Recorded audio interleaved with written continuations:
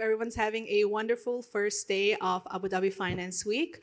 I'm joined on stage by my wonderful panelists. Starting from the far left, we have Dheeraj from Rock Bank.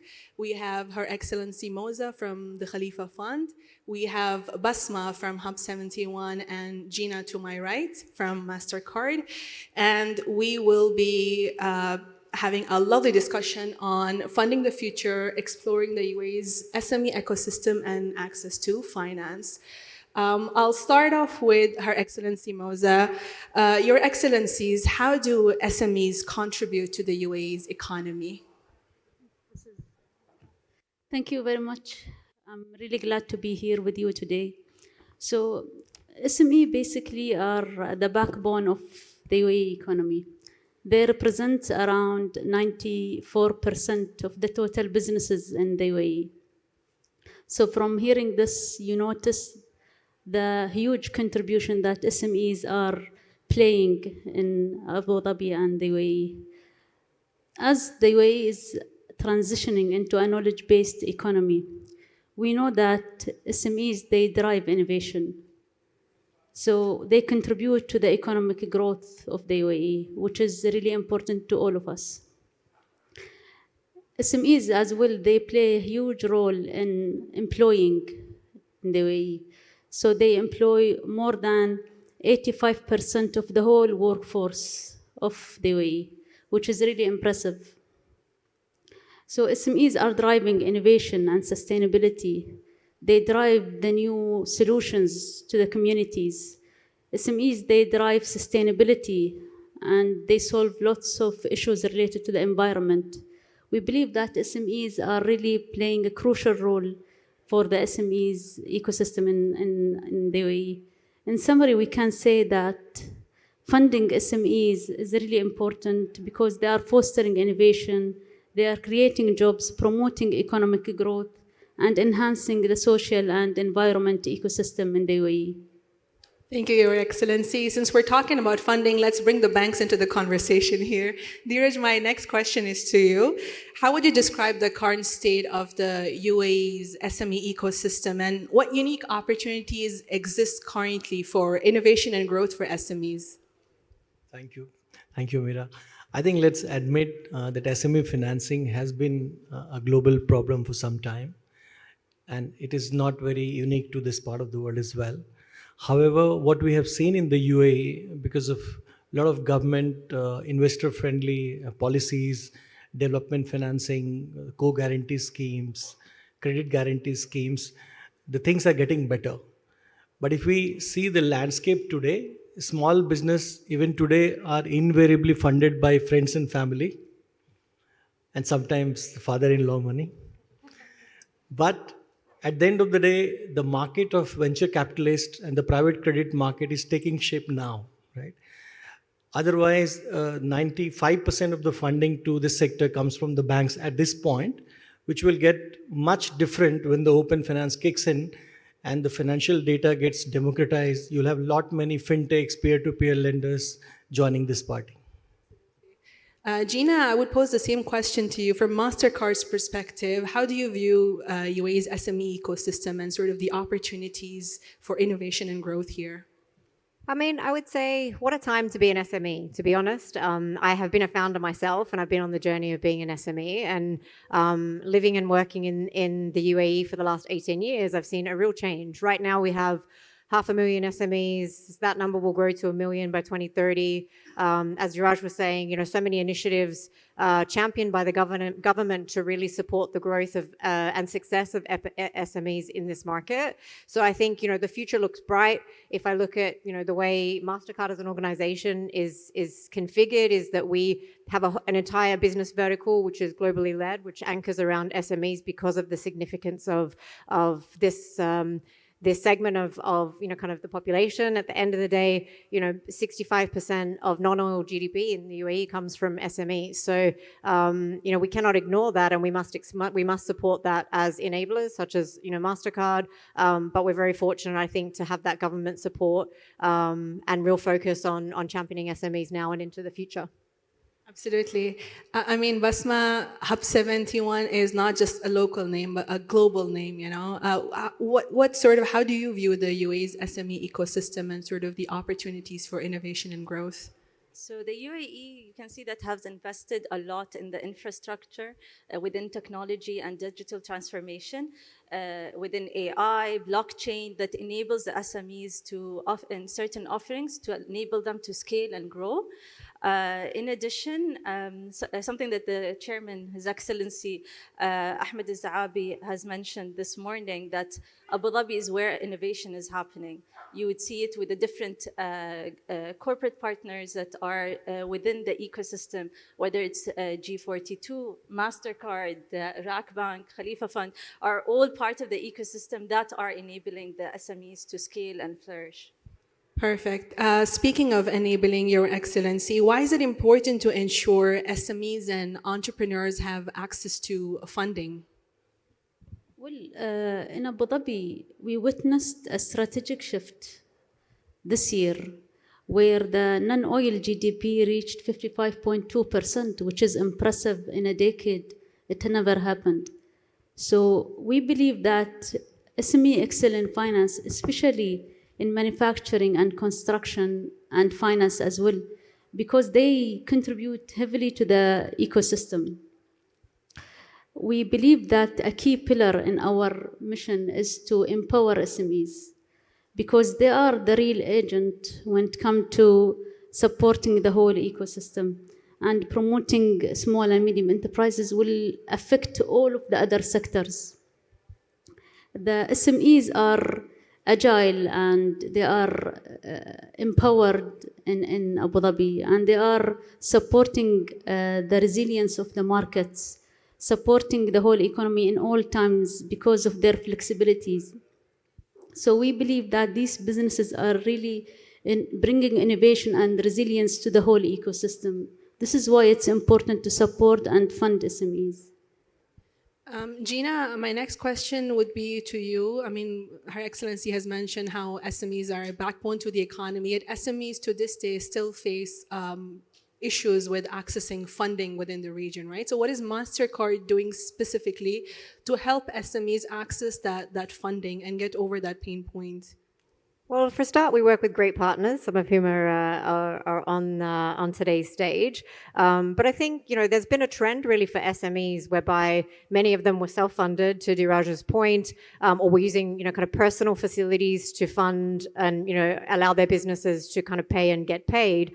But now more than ever, there are solutions that we are championing with from a technology standpoint with bank partners, and that focus has allowed us to create customized solutions that help SMEs focus on building their businesses. So, that can come through, technology solutions, allowing customers also to showcase their ability to repay. So now some of our AI solutions are becoming much more sophisticated to help, allow banks have the comfort to lend to SMEs, whether it be leveraging the data from their POS terminals or leveraging their behavior across other platforms and channels. So we are, I think, rallying together as a community to make sure that businesses get access to funding and become part of the digital economy. It was our aspiration in 2020 that we would bring 50 million MSMEs into the digital economy by 2025. I'm pleased to say that we have already done that. So by bringing them into the digital economy, we allow them to kind of showcase the strength of their business, and then also allow them to secure incremental funding. What is great about that fact as well too is that half of those are female-run businesses. So I think for us, it's really about doubling down on inclusion and ensuring that we are bringing more and more of these SMEs into a scenario where they can truly digitize their finances and get access to kind of lending and funding, so that they can focus on kind of running their businesses and doing what they set out to achieve initially. Dheeraj, I'm going to pass the baton off to you. So my next question would be, how have you seen sort of the banking infrastructure improve or change over the past decade to be more supportive towards access for funding for SMEs in the UAE? I'll give a bit longish answer to that because it's a complex issue, right?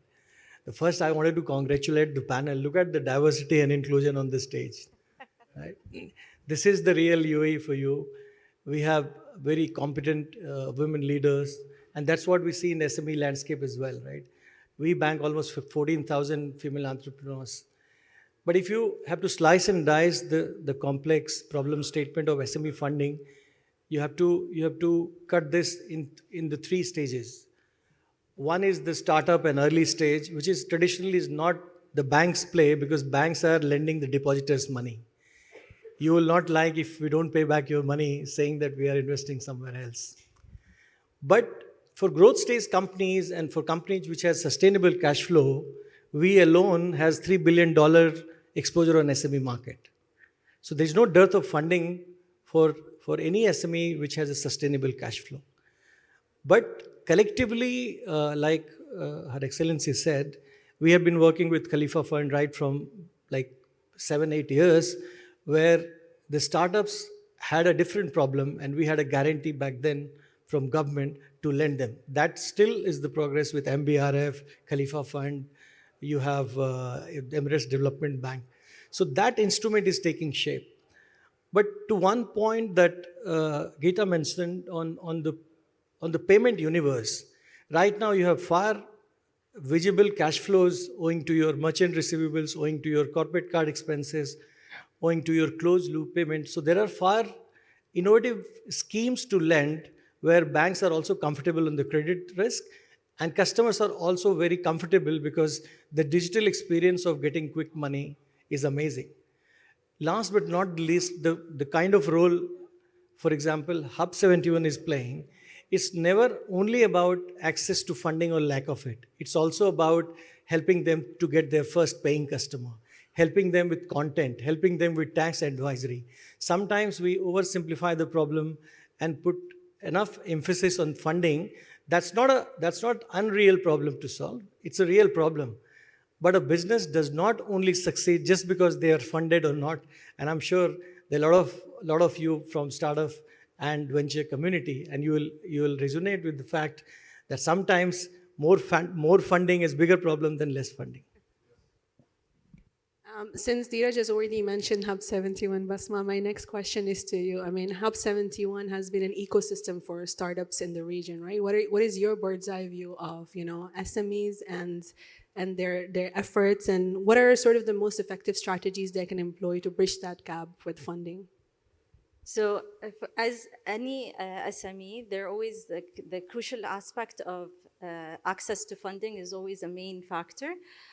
So, with our network of over 50 VCs and family offices and angel investors to support the access to capital across the different stages as they scale and grow. In addition, as through our programs and tailored programs that we offer at Hub 71, we do try to support them through our cash incentives and in-kind incentives that we offer, and cash as a safe note for the startups to enable them to soft land, to take that burden of the headache of setting up and let them focus on innovating and scaling and growing. In addition to that, we provide them face-to-face interactions with the VCs, whether through our fundraising roadshow that will be happening tomorrow and after tomorrow. For example, we also have our VC meets where we do that one-on-one interactions and customize those connections accordingly. That enables our startups to fast track that friction in enabling them to meet those right investors in the fastest ways possible. Perfect. Your Excellency, on the topic of access to funding, how does Khalifa Fund address this in the UAE? Well, I will give you some achievements of what Khalifa Fund did so far. So, as you are aware, Khalifa Fund is there since 2007. And since that time, we engage with more than 40,000 entrepreneurs. So 40,000 is not a small number, where we are not only registering them, we give them mentoring, we give them counseling, we also provide them with lots of training programs. We entertain them through more than 1,000 awareness and events. We also help to customize some funding and non-funding programs. where we believe that funding and non-funding goes together, because you need to support while you are providing the funding. So we managed to upskill more than 36,000 entrepreneurs, upskilling in many of the programs they would like to have throughout their journey, since establishing their businesses until they grow. And we managed through Khalifa Fund to support 1,170 company with a loan. And those loans are around 1.3 billion dirhams. And through their great work, they managed to make more than 8 billion dirhams out of those 1.3 billion. So we believe that this is a success of those companies on their journey. We also managed to employ around 15,000 employees within those companies, which is also another remarkable number. Through Khalifa Fund also, we help those SMEs to engage in procurement activities, where we believe that procurement access to markets is having a huge impact on any SME, because they give them the opportunity to grow. Also, we are supporting them in many export activities. We managed also to turn more than 20 enterprise into a franchise business, which is great. We managed to graduate many successful entrepreneurs into the ecosystem through our funding and non-funding programs. Thank you, Your Excellency. Speaking of success of business, and to your point earlier, Dheeraj, I think one of the issues that SMEs face with access to funding is they're considered high risk to begin with. So how does Rock Bank deal with that kind of risk, and are there any innovative approaches that you employ to deal with those risks? So I think it's not particular to SME.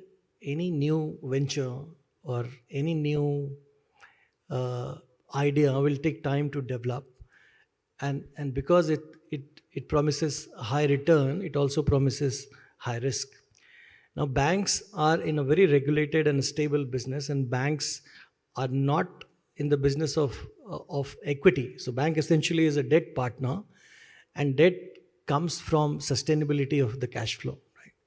So a lot of times, because we are the largest small business bank, we have 15,000 customers who are borrowing, and then you have another 80,000 which are not borrowing. So when we deal with that, we are one of the unique banks who also fund a business which is only a year old, as long as it is cash positive.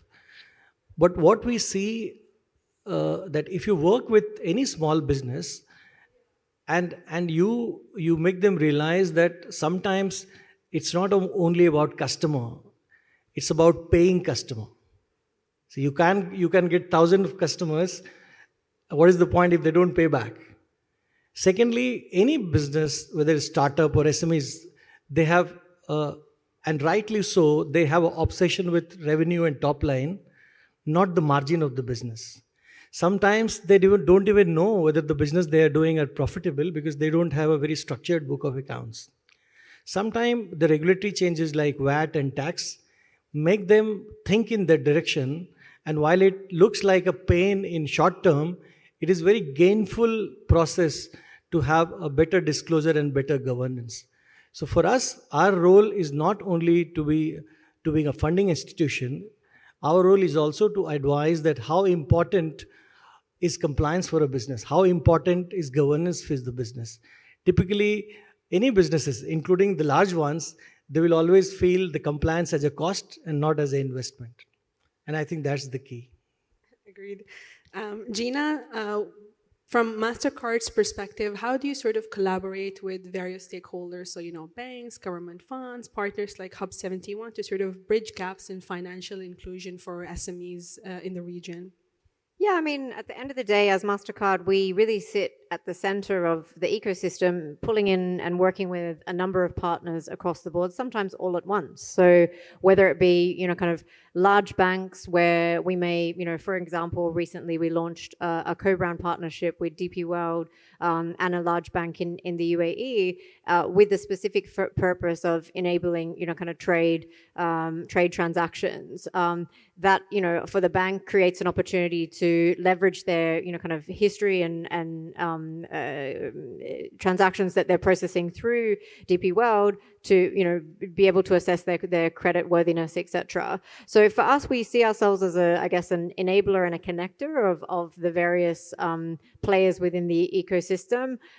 We also, in certain instances right now have a partnership with the Ministry of AI, where we're investing in a competition to potentially identify, key AI-related startups across the region, with a view to fund those that are the selected winners. So it can be a mix of building, kind of co-branded CVPs with our partners, or working very closely with individual banks like Rakhbank, who sits on this panel as well too, who we work on creating individual CVPs which enable businesses and that have relevant benefits. So whether that be through invoicing solutions or even through an overlay of our education platform. I think the panelists have all mentioned that it's not just about funding, it's also about education.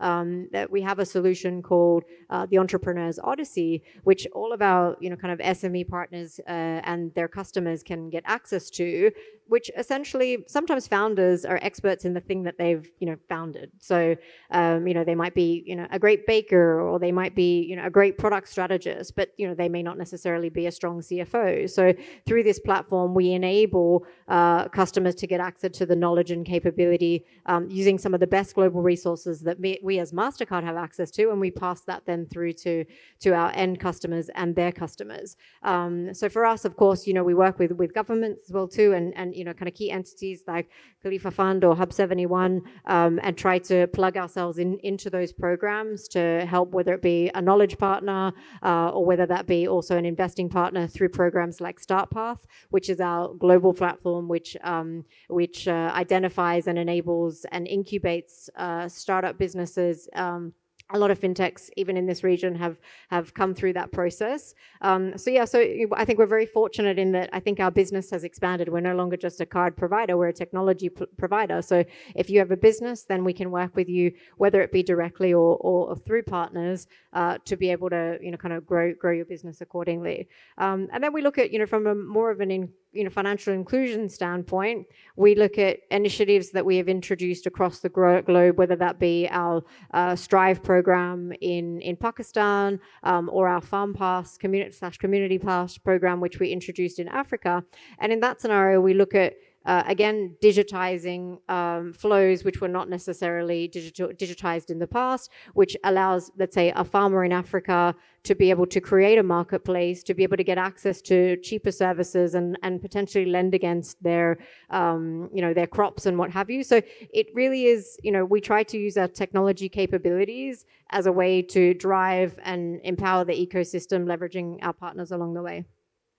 Basma, to Gina's point about empowering the ecosystem, right? Hub 71 sort of offers startups access to what, all of our other panelists have mentioned, which is not just access to funding, but education, support, access to investors across the board.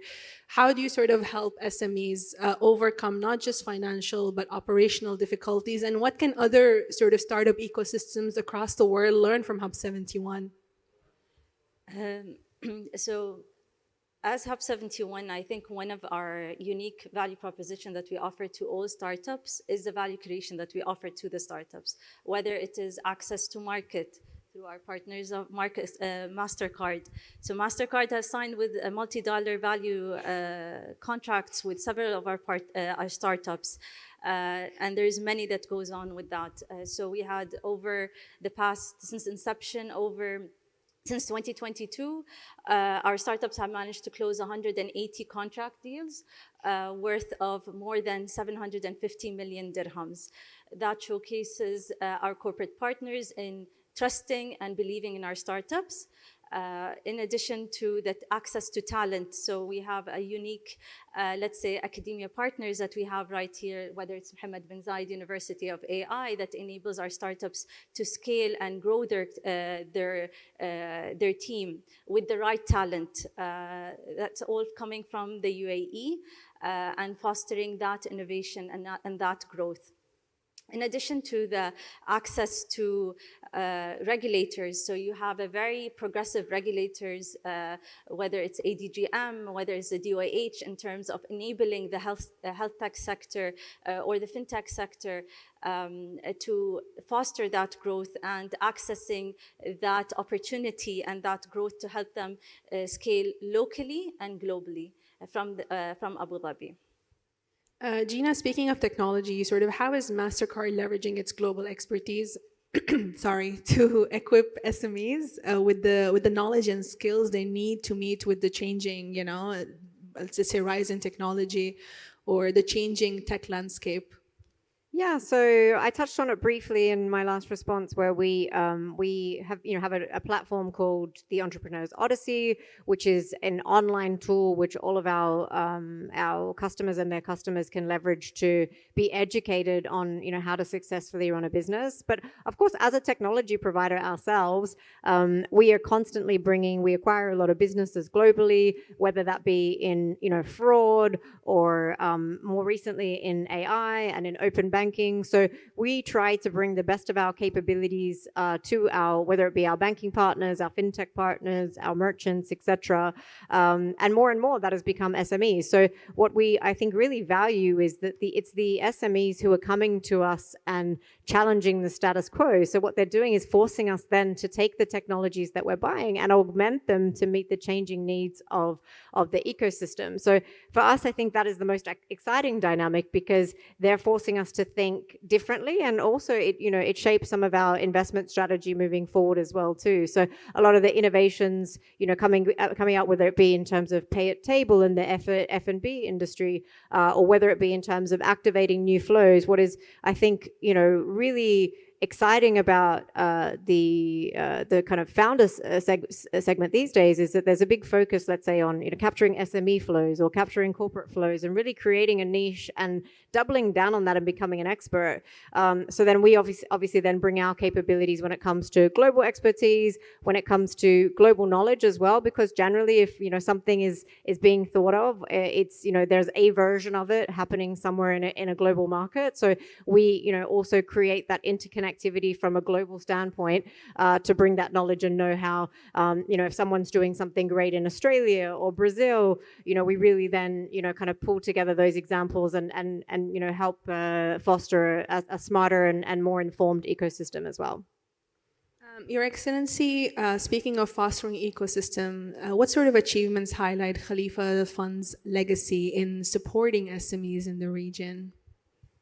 Well, we believe that the achievement came out of the eager of supporting SMEs. So we believe that SMEs are basically the cornerstone of our economy, and we are developing lots of funding programs to support SMEs in accessing to funding. We believe that there is a challenge globally on access to funding for SMEs, and we at Khalifa Fund, we developed many programs where we are giving them almost interest-free loans. We are also catering for a very good period of repayment and grace period of the funding.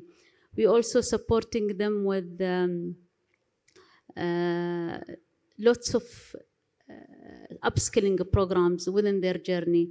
We believe that encouraging the financial aggregators and the financial institutes like RAK Bank and ADCB and many other partners who are working with us closely in this journey to support and find new innovative solutions for SMEs is very important. We catered many solutions for SMEs. I will talk about our recent project where we launched last week, which is the vision of this leadership. We announced Mizan Hub. Mizan is, we call it in Arabic, it's the rainy clouds. So Mizan Hub has three main projects. The first project is Mizan Venture Studios, where we'll support Softland, Tech Transfer Office, and encourage SMEs to thrive in the ecosystem. The other project is the Mizan Light Manufacturing Units, where we will support industrial and manufacturing businesses to success. The third one is more relevant to this forum, which is Mizan Venture Capital, where we will start the investment arm of Khalifa Fund to support equity in those financing and those SMEs.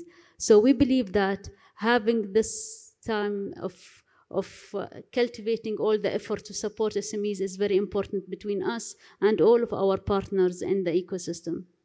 Thank you, Your Excellency. Speaking of all partners, Dheeraj, from your perspective, how can sort of, financial institutions, government bodies, and various ecosystem partners work together to make access to funding and in general, life easier for SMEs in the UAE moving forward? Generally, I think last 5 or 6 years, there has been government affirmative action at multiple stages. I'm sure, as Your Excellency alluded, you also have a procurement quota now for SMEs. Like 20% of our federal budget for every procurement has to go to the SMEs. That's a brilliant step, right? The second is the collaboration with academia, incubation, and financial institution like ourselves. Like for example, we collaborate with American University of Sharjah, along with the RAC Incubation Center, because you have to create the entrepreneurs for tomorrow, and that comes from student community, that comes from incubation center. But what SMEs and startup they need to do themselves is they need to calibrate their business as the changing need of the consumer. We have a lot of customers we used to retail in Naif Dera or in Musafa, Abu Dhabi. Now those businesses are on Amazon, are on Noon. The ones who migrated them to the new superstores is somebody who's thriving. So sometimes, whether it's technology, whether it's support, but the first step of support has to come from the promoter themselves, from the founder themselves. And then you can have this ecosystem helping them to get to the next level. And the way I see it, UAE is already one of the most investor-friendly countries. Where else in the world you get trade license in half an hour? Where else now you at least get an account set up in 4 or 5 days? It used to take months before in different geographies. I think we are here to see a lot of good and welcoming progress for SMEs. And I'm sure we all from the community participants will make things easier for SMEs.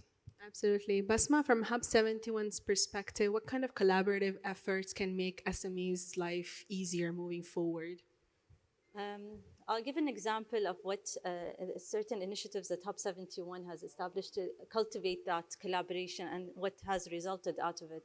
So last year, we launched a specialized ecosystem around digital asset and climate tech, where we brought in the regulators, the corporate partners, the VCs, technology partners, all together working in a specific vertical to activate that specific sector. When enabling that, you see the ease of access, whether it is a dollar value commitment to invest into those startups, or a market access corporate partner that is willing to pilot or sign a contract deal with that startup. When that happens, you see them scaling and growing, not only in Abu Dhabi, not only in the UAE, but also globally. With the different economic relations that we have globally, eases that journey for those startups to scale out of Abu Dhabi and build a global name. And one of those examples was earlier on today with Bit2Me, one of our digital asset startups, who's on his way for becoming the next unicorn, hopefully out of Abu Dhabi. Perfect. Gina, from MasterCard's perspective, what kind of collaborative efforts can sort of make life easier for SMEs moving forward?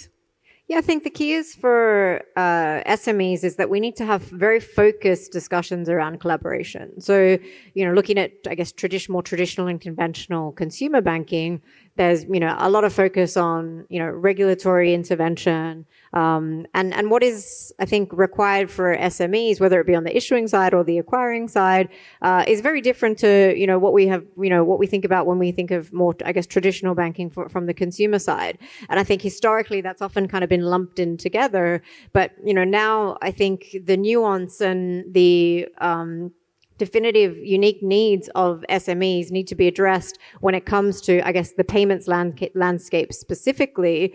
And, SMEs need that support. They have different requirements to, let's say, large market corporate relationships. And I think previously they sort of fell between the cracks, and whether that be in the context of the regulator or in the context of even banks. Banks were maybe thinking of them as either, an add-on to the retail business or a part of the corporate business and that sort of thing. And what I'm really excited about now is that every bank that I speak to has a dedicated and defined SME strategy. And I think that's real progress. And I think Diraj is a living example of that. And I think, look, Rakbank Bank was kind of ahead of the curve when they got out in front on the SME landscape. I think now it's, kind of a hotly contested space. So, I think now also with the focus of, kind of digitization and ensuring that those journeys, can be, as quick as a couple of days, whereas previously they were pretty lengthy. So, continuing to rally together as an industry and focusing on the unique needs of the SME specifically is what will help continue to propel, kind of the industry forward.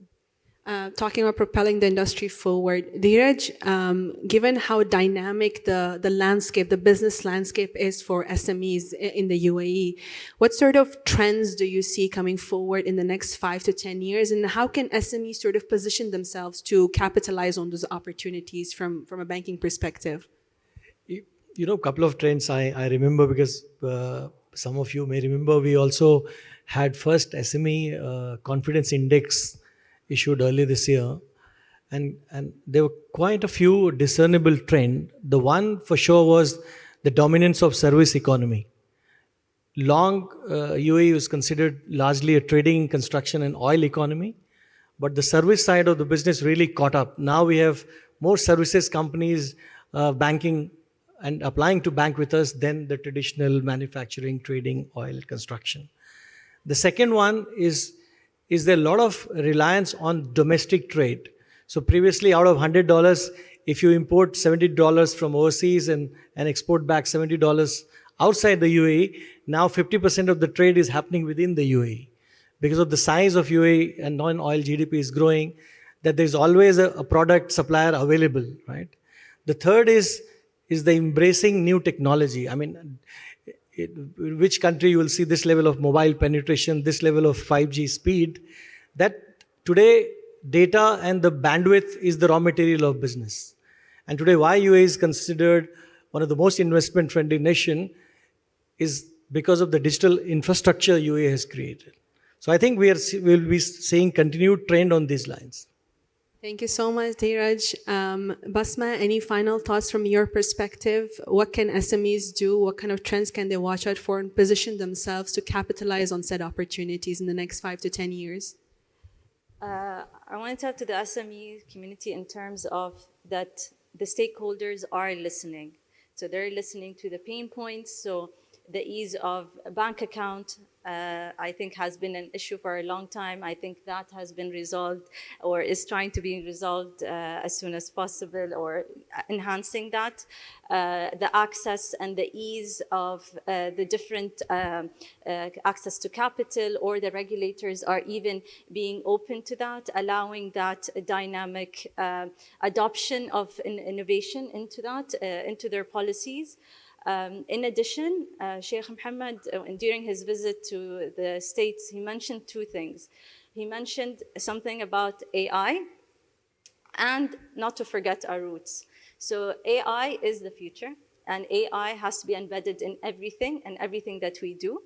And I think as Abu Dhabi and as the UAE, it is in the forefront of being the one of the leaders within AI, and I think capture that opportunity, and having the main stakeholders in the UAE, and having 2 LLMs coming out of the UAE is a big achievement. Leverage that and take advantage of that. Thank you. Thank you so much, Basma.